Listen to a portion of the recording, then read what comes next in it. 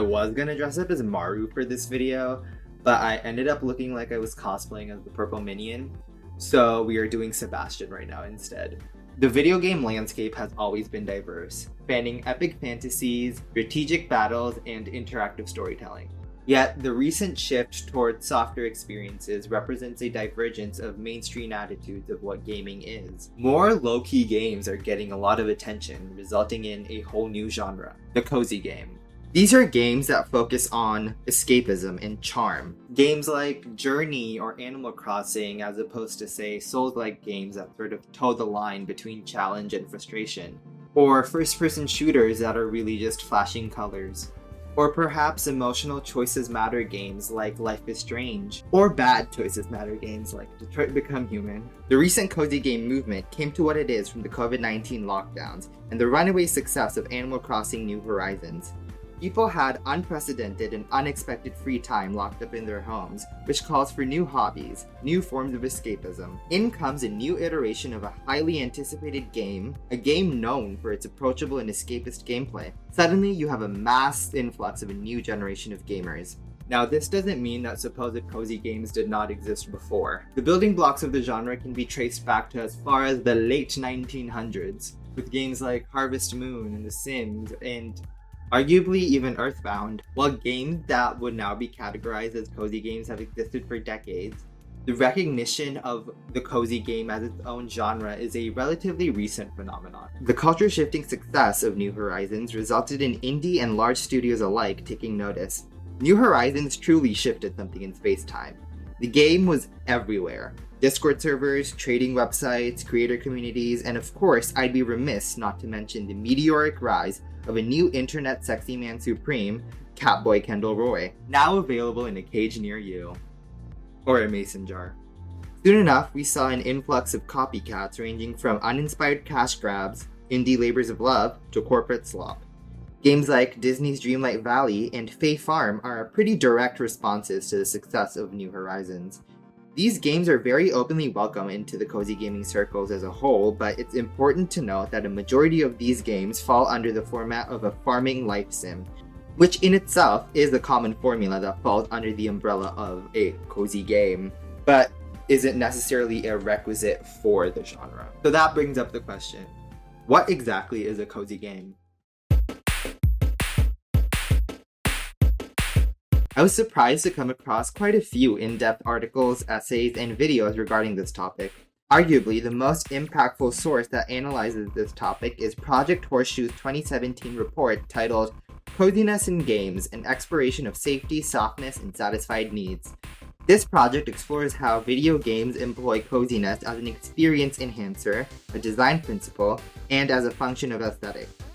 What's cool about this paper is that it doesn't focus only on games that are by and large considered to be cozy games. The project also explores coziness as a design element in video games as a whole. So you'll see them talking about quintessential cozy titles like Night in the Woods and Earthbound, but you can also expect examinations of coziness found in more hardcore titles like the Dark Souls franchise. By scrutinizing how games relay and employ coziness, the article found 3 essential factors that create coziness in a gaming experience. Those are safety, abundance, and softness. The first element is safety. Safety refers to creating an environment where players feel secure, without the threat of negative consequence or failures impacting their experience. Think of that sense of home and community you feel amongst your villagers in Animal Crossing, or the welcome predictability of House Flipper and other low-stakes simulating games. The next element is abundance. Abundance is about providing players with plenty of resources, opportunities, and rewards. This is the build-your-own-story quality in The Sims, or maybe the freedom of exploration in Breath of the Wild and other sandbox titles. The last element is softness. Softness refers to the aesthetic, tactile, and environmental qualities that contribute to a soothing and calming gaming experience. The sweet story in A Short Hike, or the charming world of Pikuniku, or the beautiful illustrations in A Little to the Left. With these guidelines, here are a few more examples. The Hamtaro games are cozy with the softness in its design and gameplay, or the comforting safety of its setting.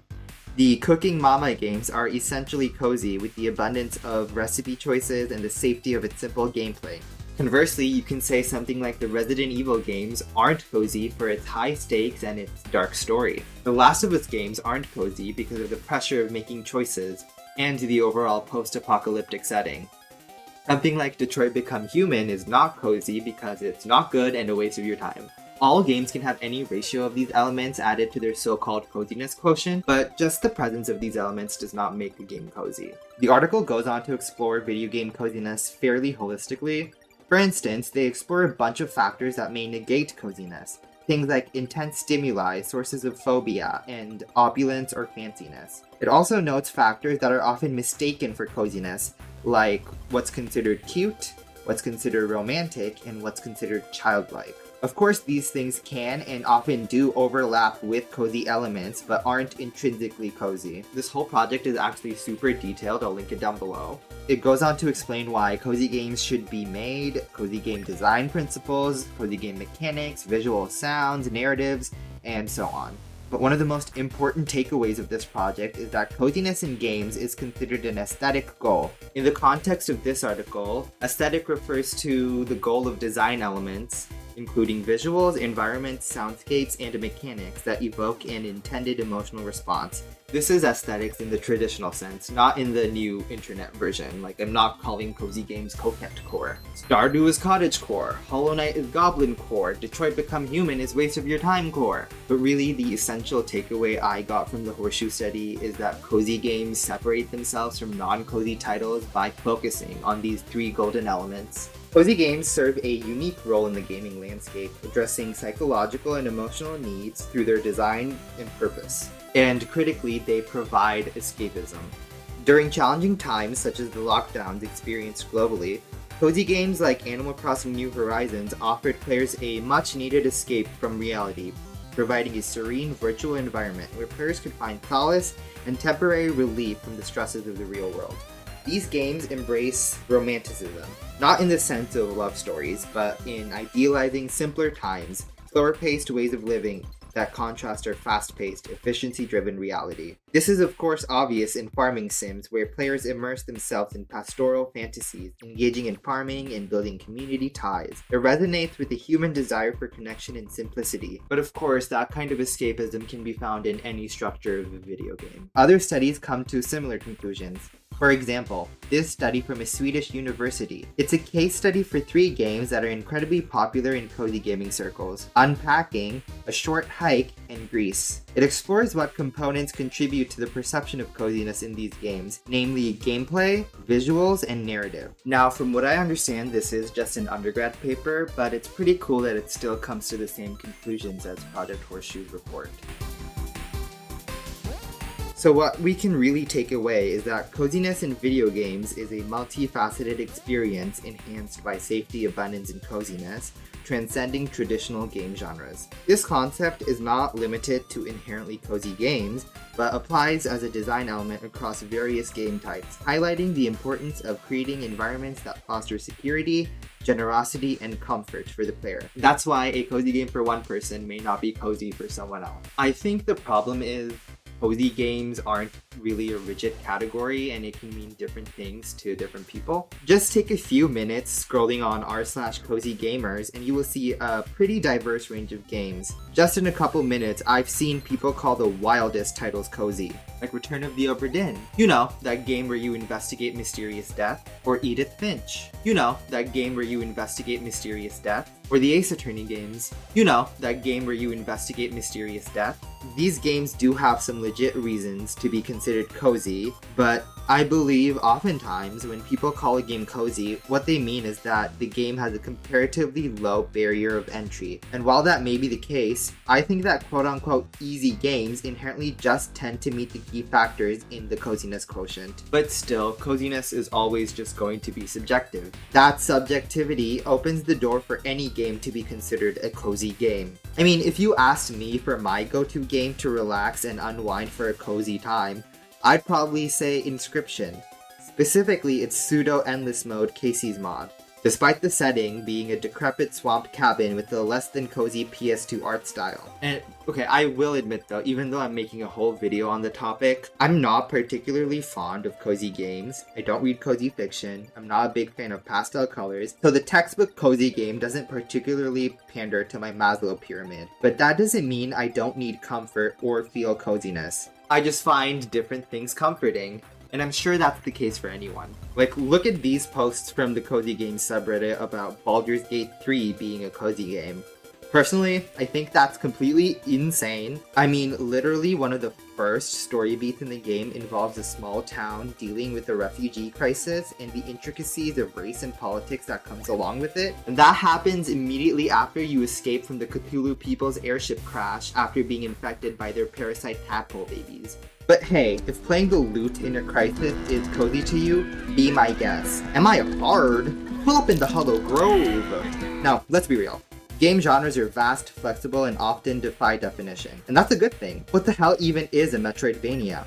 Don't get me started. RTS and RTT, roguelike and roguelite, powerful cinematic narrative games, Detroit Become Human, it all blurs together. There's frequent discourse on how such arbitrary categorization often sets expectations that can limit the creativity they're supposed to capture. Genres attempt to guide players. They should not be seen as rigid boxes, but rather as loose frameworks that invite exploration and innovation. And the cozy game genre is no different. But there is one game that has cemented itself as the textbook example of a cozy game. A game with a sole creator that defied all odds and imprinted itself as one of the most influential video games of all time.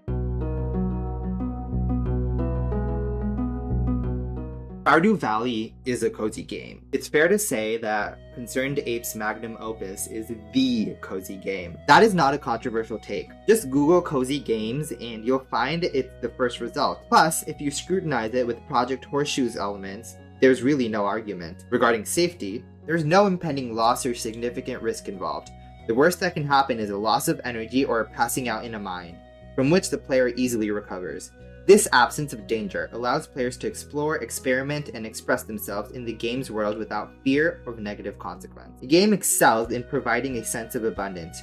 From the start, players are gifted a farm to call their own, which they can cultivate and develop at their own pace.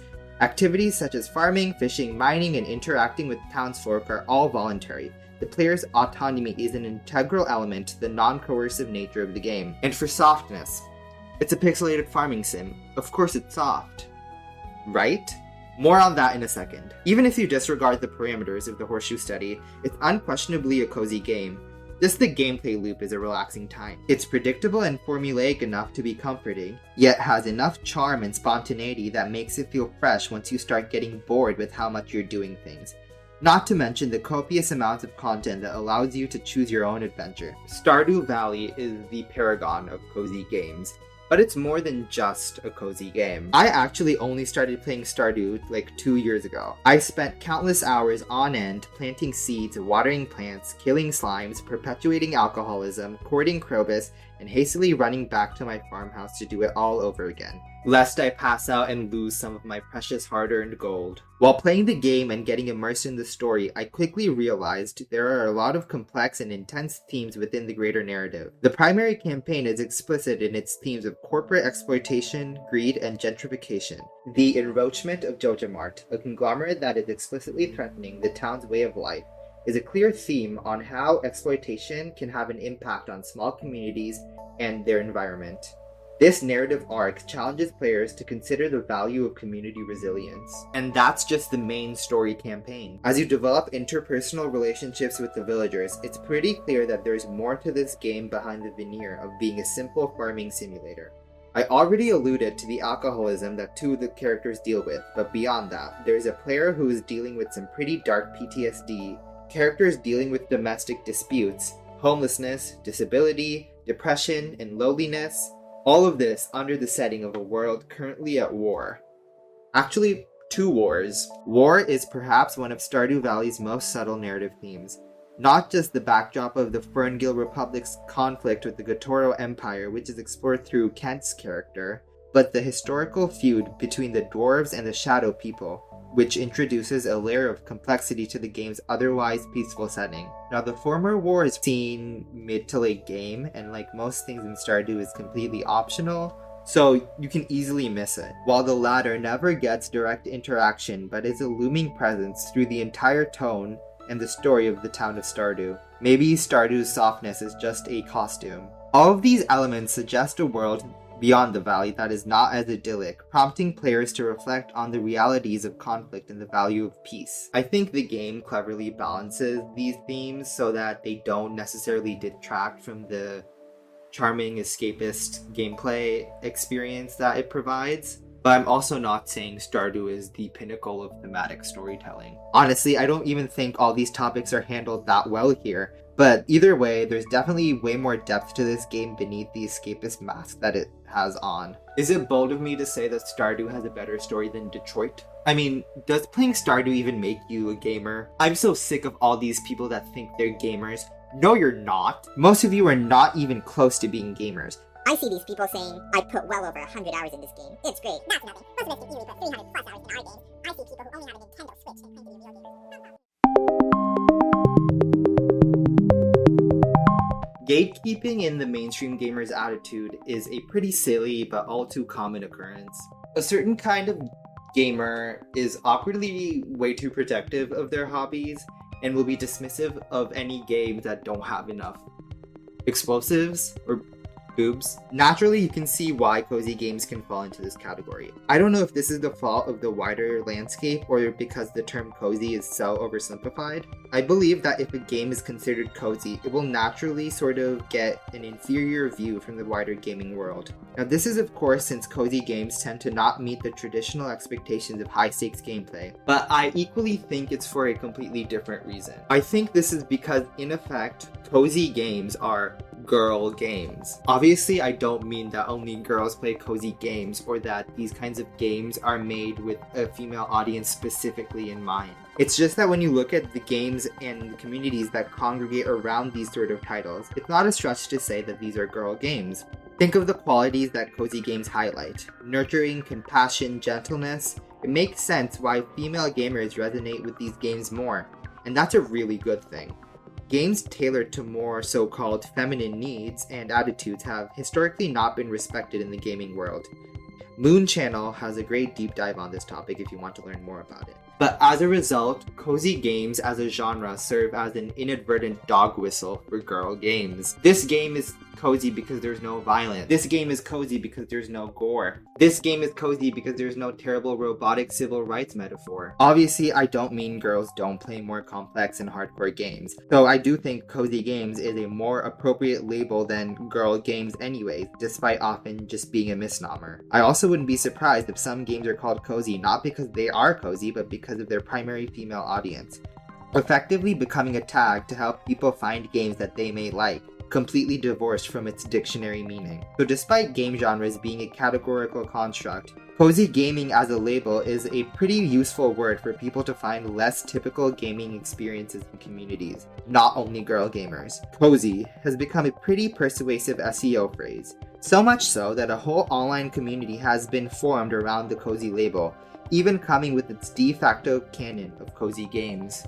This community was the result of the exceptional popularity of New Horizons. People wanted similar games and wanted to find people with similar interests, and as a result, the cozy game community was born in the pandemic.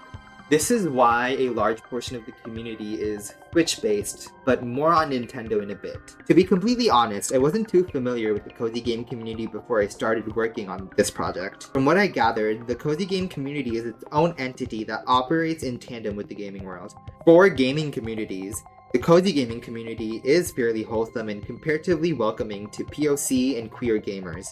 This is of course because of the type of games that are emphasized by the community, but also because the cozy game community has a female majority audience. I can go on about the type of community that the cozy game genre has created, but that's kind of its own video. And just like Stardew, it's not perfect. Despite that, I think it's a net positive for the gaming world. It welcomes girl gamers, it welcomes gamers of a minority, and most importantly, it welcomes people who were previously averse to gaming. Frankly, video games aren't exactly respected. This is a result of video games as a form of art and storytelling being relatively still at its infancy. People unfamiliar with games have this misconception that games are either only for children or violent time wasters. unaware of how games can be a storytelling medium, an educational tool, and a platform for social interaction and teamwork. It's not respected as a medium by the wider creative world. Of course, there have been strides for gaming's cultural capital in recent years. For example, in 2022, Journey and Papers, Please became the first video games to be recognized by the Peabody Awards. That's certainly a huge leap for the legitimacy of games as an art form. Despite this, it's still not particularly uncommon for an outsider to have a negative opinion on gaming. Even if that's not the case for someone, video games in the gaming community have a relatively high barrier of entry and prevalent community of toxicity and gatekeeping. But hashtag not all gamers, I get it. That doesn't change the fact that there's a vocal group of gamers that have sort of tainted its image. As a result, video games as a medium have terrible PR. We're evidently still reeling from the effects of Gamergate, but cozy games may just be a sleeper remedy. I think the popularity and mainstream appeal of cozy games are a passive way that some of these toxic gamer ideals are being combated. Not in a direct or even substantial way, but the sheer visibility of these type of games inadvertently does a lot. Video games are an industry after all. It's driven by money. So the more success and attention so-called cozy games get, the more active and expansive these communities are, the more media execs will notice. The stronger the demographic, the more these games we will get. Now, admittedly, most cozy games are from indie companies, but I don't think it'll be too long till we see way more cozy games from bigger studios. Of course, monetary success won't eliminate the toxic gatekeeping and invalidating attitudes associated with gamers, but popular games that go against the grain, like Cult of the Lamb or Hades or that turnip tax evader thing, like games that sort of become this enigma in the gaming space and challenge typical gamer ideals, they just might. Just to be clear, I'm not saying that cozy games and pastel colors will kill the toxicity in the gaming world or even put a snow app filter over it. There's still a long way to go there. What I'm trying to say is that the mainstream popularity of these games and the welcoming nature of the communities that surround it sort of help to mitigate the negative connotation associated with video games in the wider gaming community. Of course, I could get into it more and talk about how these sorts of communities can sometimes promote toxic positivity or how escapism itself is political, or the struggles of having a multi-hyphenate identity within these spheres, but that's a whole nother topic and I don't want this video script to be any longer. But case in point, cozy games are secretly way more important than just entertainment and escapism. I will say, however, Nintendo has been a factory for quality cozy games since the start, from Harvest Moon to the Pokemon games to Kirby. Maybe that's why so many gamers are dismissive of Nintendo as a platform. Or maybe because of their greedy business practices. Yet, Nintendo's Western contemporaries barely try to compete with their own cozy titles. Maybe it's because Nintendo is too dominant of a name that it's effectively monopolized the market for those sorts of games. Maybe it's because the Japanese gaming market is simply more diverse or accepting of different aesthetics. I'm not too sure. Really, other than Nintendo, most publishers and studios have not given these sorts of titles time of day up until recently. And I'll say it again, the explosive influence of New Horizons really skyrocketed the genre, but indie developers have been making amazing games even before that. There are a handful of boutique publishers that have a reputation for releasing quality indie titles that fit the cozy genre. The most influential of these being Devolver Digital and Annapurna Interactive. These publishers have seen value in games with less hardcore aesthetics for a while now, and so many of their titles have impacted the gaming scene epically. As a result of their reputation and the genre's birth through New Horizons release, there's been a cozy game released pretty much every other month now, and I think that's really exciting. These games are valuable because they cultivate environments centered on comfort, safety, and positive reinforcement. In a competitive world, they not only stand out as appealing, but also serve as an essential counterpoint to the prevailing harshness of the landscape. And that's why there's so much power in softness. That's why we need more games like Stardew Valley. That's why we need more games like Journey, more games like Gris, more games like A Short Hike, to welcome people into the medium and to recontextualize what it means to be a gamer, and to break away from a high-octane reality to a place where we can escape, unwind, and play.